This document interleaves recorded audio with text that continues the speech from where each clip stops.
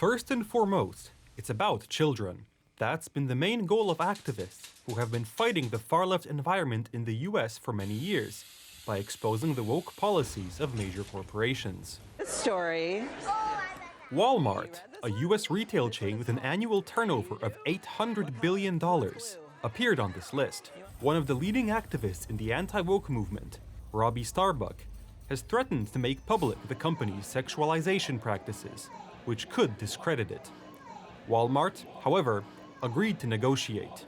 Bullet point number 1, Walmart will be removing all inappropriate sexual and or transgender products that are marketed toward kids, things like chest binders for teenagers or books that encourage transitioning. That is all going to be gone. Bullet point number 2, Walmart is going to review and stop funding to all events that could be sexually inappropriate for kids. That includes drag queen story time or pride events that expose kids to sexually inappropriate topics. That's all going to stop going forward.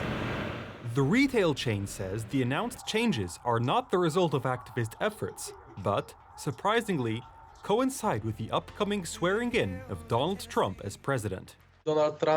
Donald Trump has made it clear in his campaign, but also by the first decisions that are emerging in his upcoming administration, that he will not be supporting gender ideology.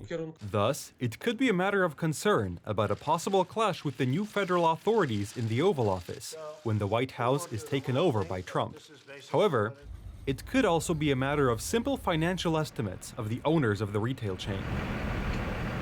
At the same time, decisions are also being made at the administration level that could translate into changes in the government's promotion of this ideology. Pentagon Chief Nominee Pete Hegseth is one of the biggest critics of the presence of transgender-identifying people in the US military. If confirmed, there are concerns that Hegseth might choose to undo some of the gains that women have made in combat roles, and more broadly, take on the diversity, equity, and inclusion gains that the department has rolled out in the last 4 years. The use of women's restrooms on Capitol Hill by men who identify as women has also been in the news in recent weeks. The position of the Republican Speaker of the House was unequivocal. For anybody who doesn't know my well-established record on this issue, let me be unequivocally clear. A man is a man, and a woman is a woman, and a man cannot become a woman. That said, I also believe... What are the chances that a similar political and social awakening will reach Europe? According to experts, it is very high, but it may be due to completely different circumstances. You also have to look at the demographics in Europe. The increasing population of people where Islam is the dominant religion, and this type of activity in Islam is clearly forbidden. So, we're about to have a double clash here.